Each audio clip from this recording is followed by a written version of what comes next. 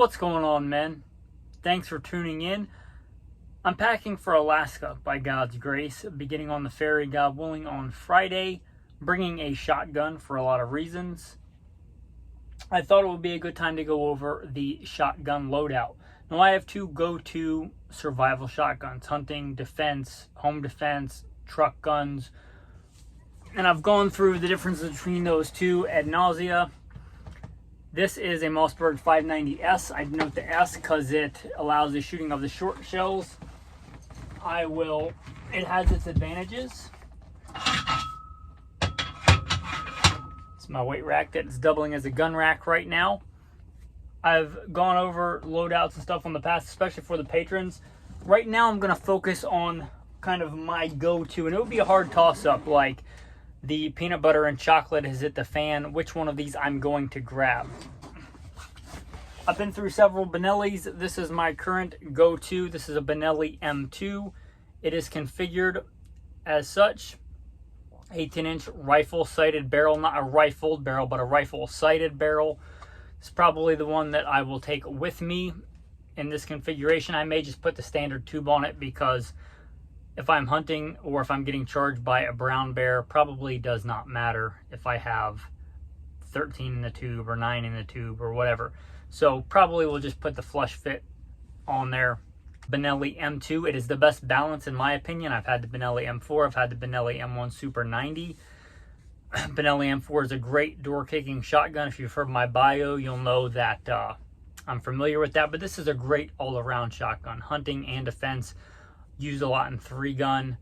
It's just a phenomenal, good shotgun. I've got it configured basically just with the white light, and that's about it. I keep this loaded with buckshot and slugs. So on here, I have a combination of buckshot and slugs. This is just a little thing. And I actually picked this up from another channel, Survival Dispatch. It works quite well, especially for hunting where I want the shells to kind of be camouflaged and not the shiny brass of the shells. But keep it configured with buckshot and slugs. My favorite go-to load, number 4 buck. This is a 3-inch 41 pellet Remington number 4 buck. I won't go through all of what is in here. In fact, I would like to keep this loaded, but it's cruiser ready. Racket 1 in the chamber. Let's go through a little bit more here of what is in the kit. What I usually keep with it, it's line 1 gear, let's call it, right? I have in this pouch some more number 4 buck. Again, it's one of my go-to defensive and hunting loads. An entire spare thing of oil. Shotguns, you know, can go through quite a bit of oil, especially if you're in a nasty maritime environment, which I plan to be in. Full box, 25 rounds, double up buck. Double up buck is my secondary, but it's also one of my go-to truck loads. So we've got that. We have got, these are less lethal rounds. These are rubber baton rounds, rubber slugs, whatever you want to call them.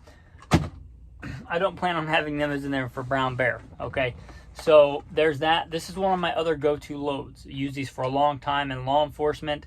They're a great load. This is 9 pellet flight control. Boop. Flight control, you see that? Flight control. These are not a gimmick. These are meant to be shot through fairly open chokes, so your mileage may vary, but on a defensive setup shotgun, these are fantastic. Knife. That is a Glock knife. Yes, Glock makes knives. I like their knives more sometimes than I like their guns. Slugs. These are Federal True Ball. And I'm not sponsored by Federal. They just make some really good shotgun ammo, some really good ammo in general. But True Ball rifled slugs, in my experience in shooting and patterning slugs, sighting in slugs, the True Ball thing is not a gimmick. They actually are really accurate slugs. Another entire box of double up buck. I probably won't bring both of these to Alaska.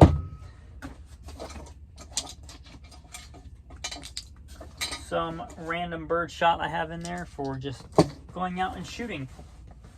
Also in here, I have the setup for the regular capacity magazine tube if I want a more traditional hunting setup. And I have the short, regular, traditional vent rib barrel. I'll probably bring both barrels because I might want to do some hunting of small game and things like that in the bush. And I am also bringing a rifle because I plan to hunt, you know, some megafauna while I'm there. But it's always good to have a good hunting shotgun setup. And this is a good all-around setup. I can configure this with, you know, the traditional barrel and the traditional cap, put the plug in it so the government is happy with the waterfowl regulations or whatever, and pretty much hunt and take anything in North America. Also a great defensive setup. So there is that. There is that. This is also helping me too because I'm kind of doing an inventory of what I will be bringing to Alaska. This is kind of my go-to, and the patrons have known what's in here for a long time. This is kind of my grab and go. This stays literally behind the front seat of my truck. This is my, oh no, the peanut butter chocolate is hitting the fan. Grab my truck gun, my shotgun, grab my go-to ammo, and we'll look at some of the loads that are in here. Again, Federal slugs. Awesome. Slugs. I won't go through every box of slugs and buckshot that's in here, but there are quite a few. Here we go. This is also a good load. Number 4 buck again. This is teotwawki number 4 buck. If you kind of want to get a size comparison for what number 4 buck looks like, isn't it pretty? Pretty and deadly. Beautiful number 4 buck right there. Teotwawki makes some good loads. If you are curious, they make some good stuff. I've said this before, shotguns are like women. You could have 2 5'4" blonde hair, blue-eyed girls that you were courting. I'm not for casual dating. I'm a Christian. I'm for courting and marriage. I'm blessed to have a wonderful blonde hair, blue-eyed wife who I love very much. Got distracted thinking about my wonderful wife. Where was I? Shotguns are like women.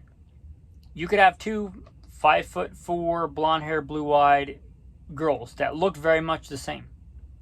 And one could totally love Thai food. The next could totally hate anything spicy. Don't assume because the girl you courted before liked Thai food and punk rock that the next one is going to like those things, right? They're individual. Shotguns are also individual.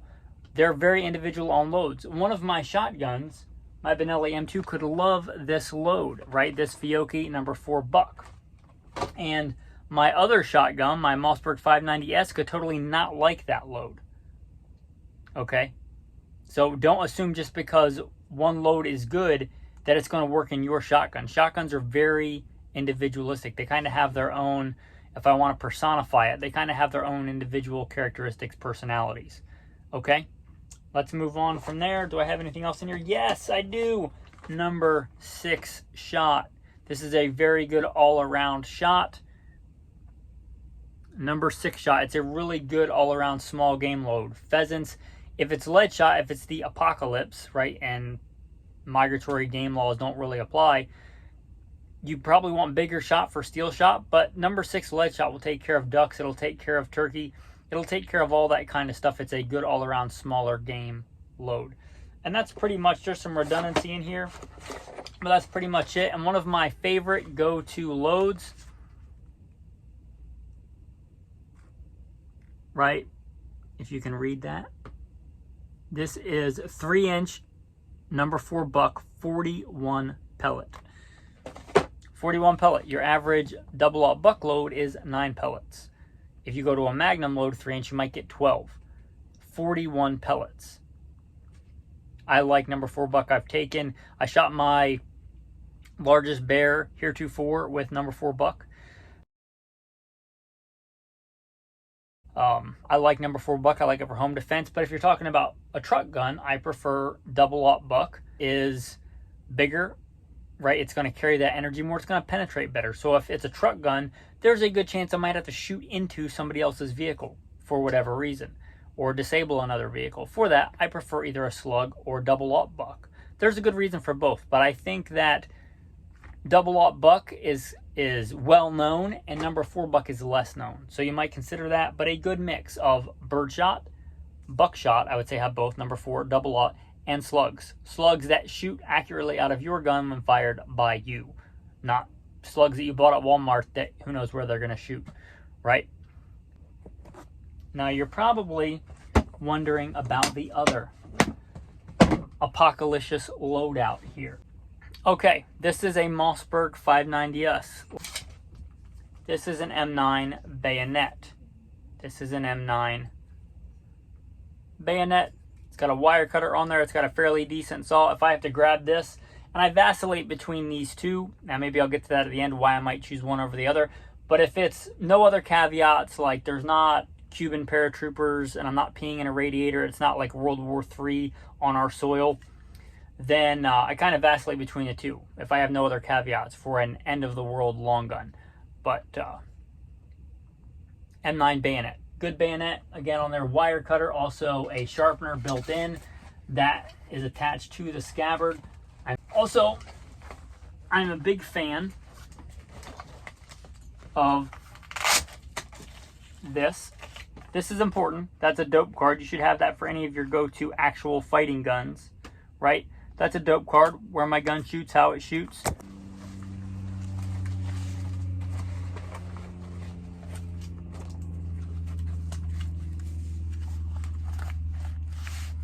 This also is on the outside. They say variety is the spice of life. I don't know about that, but variety is the strength and versatility of the shotgun. I have a bunch of different loads laid out beautifully so I can open it and see it. Have go-to, again, that's one of my favorite loads, 3-inch, number 4 buck, 41 pellet. I also have slugs, deep penetrators. This is one of my go-to truck guns. These are deep penetrator slugs. Okay, and then also have double aught buck there. And this, one of the reasons I like this gun is it also lets you shoot the short shells. Look how cute that little thing is. Lets you shoot the short shells. And these perform actually quite well. The number 4 buck gives me 15 pellets, and he's little tiny shot shell. Get 15 pellets in there. And although I get much more pellets in the full length, when I stretch this gun out to 50 yards with the buckshot, I have in testing gotten the same amount of pellets in the kill zone with the baby shell as with the big shell. At close range, no contest, the big shell is better, but these perform surprisingly well. So, all right, the bottom of this, I will do this so you won't be able to see it, but the bottom of this is an old IFAK pouch. There's not an IFAK in there though, but I do EDC a tourniquet. Several boxes of the short shells. It's one of the reasons I like this gun for survival scenarios. I can carry a lot more of these short shells than I can regular shells. This is 8-shot. It's bird shot, right? And if I'm killing a dove or a quail, I don't need a giant full-length shell. I can use one of these little shells, especially if it's the end of the world. I'm probably not going to try and shoot them out of the air. I'm probably going to wait till they land, right? Sportsmanship is not what I'm worried about if I'm starving. Well, these short shells will do just as well, and I can carry a lot more of them than I can a regular box of shells. You also see in here the short shells, number 4 buck. Now, in here, I should mention in here, this is a choke tube set, different chokes.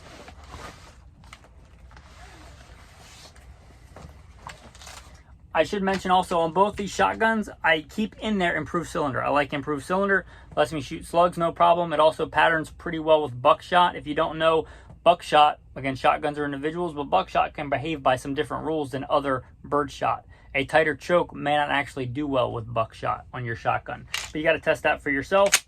And let's look here at what's in here. This is, again, this usually rides into my truck. So this is flight control double up buck. So what's loaded in the tube. And then this is also equipped with a red dot. This is a Burris red dot. And you might think how many times I've said I don't trust batteries for things I'm going to trust my life to. True, but I can shoot this without it. I can just look through it and still see the front sight. So there's no issue there. It'll still work without it. And this is a quick release. I can turn this knob when this battery stops working and throw it away. And then I still have really good ghost ring iron sights. Okay, so that is the setup there.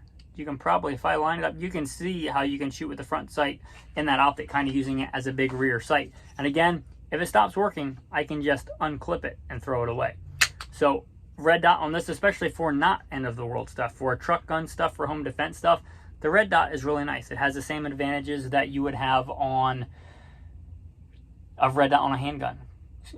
The red dot has similar advantages on the shotgun as it does on a rifle or a handgun. Able to acquire sights quickly without the need to line up the front and rear sights, target transitions quickly. Same kind of advantages on the shotgun. But I still have really good ghost ring. These are excess ghost ring iron sight backups. This is the Mossberg 590S. 590S.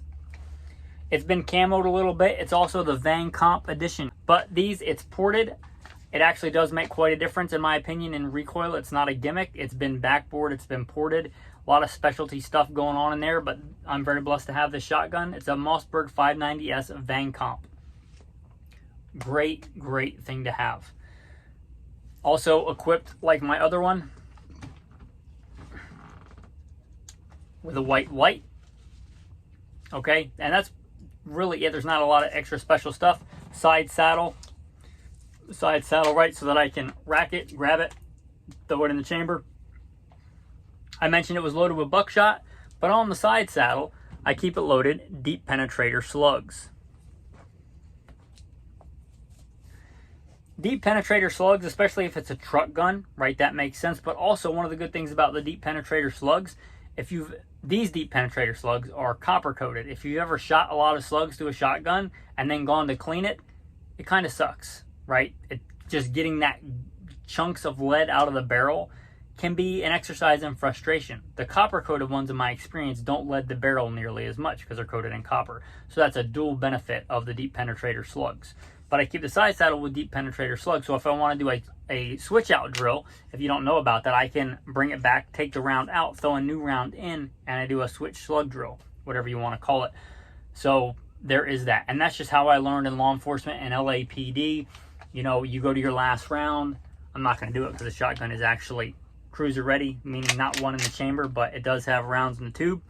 But last round, you would back, grab, throw it in, and then you can keep doing that and keep loading it one after another, one after another, one after another if you ran out of rounds and you have to actually reload.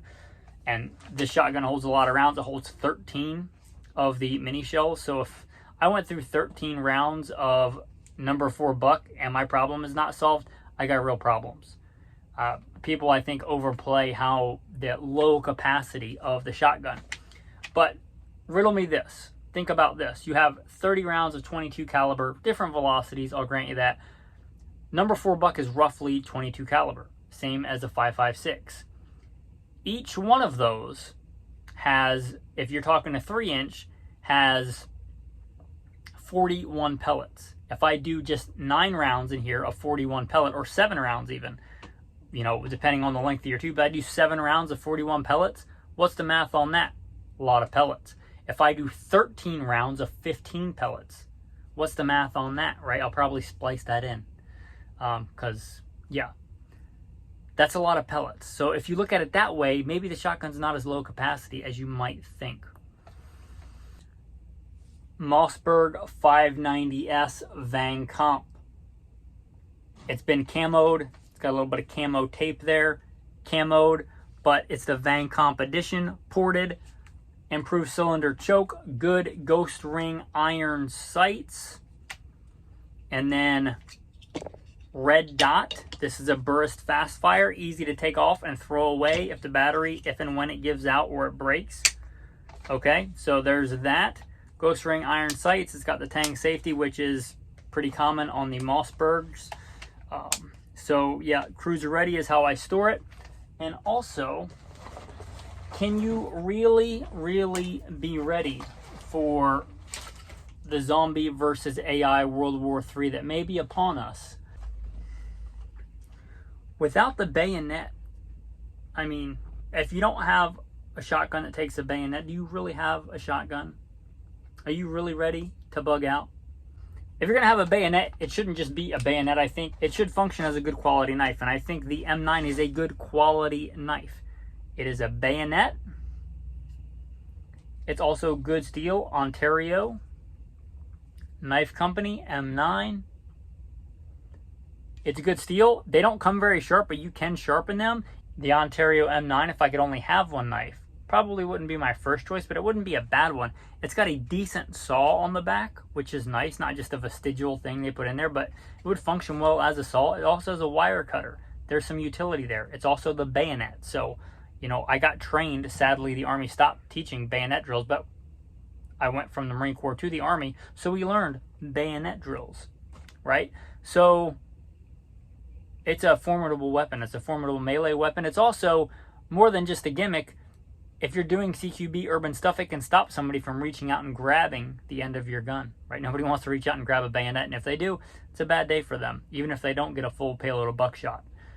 Okay. I said that I would talk about at the end which one of these.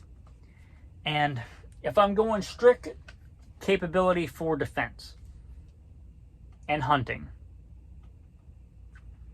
the Benelli M2 has it, right? The Benelli M2 is the most capable for hunting, for defense. It's a phenomenal shotgun. It's faster. It's not remarkably faster, but it's faster. Pumps require manual operation. It's ridiculously reliable. Here's the rub though. The 590S, it lets me shoot the short shells. One of the downfalls, honestly, of the shotgun is the ammo is heavy, right? Ammo weighs a lot more than a lot of other calibers. But the short shells I can carry a lot more of. And if I'm doing a lot of small game hunting, which I like to do, if I'm shooting small game, do I really need a full-size 12-gauge shell when I can get it done with a short shell? So this lets me carry more ammo. It's more flexible in that way. So I think if I was picking one for, again, no other caveats, one long gun, it will probably, at this point, would be the Mossberg 590S Van Comp. So, as much as I love the Benelli, and this is the one I'm taking to Alaska, but if you're talking about, like, end of the world, man, yeah, probably the Mossberg 590S because of the flexibility. The shotgun's already flexible. This adds another level of flexibility and allows me to carry more ammo. Anyway, those are my thoughts. If you like this video, consider checking out Gunfighter Life Podcast, Alpha Male Podcast, and Simple Man Sermons, the flagship. Anyway, with that, thanks for listening. Have a blessed day.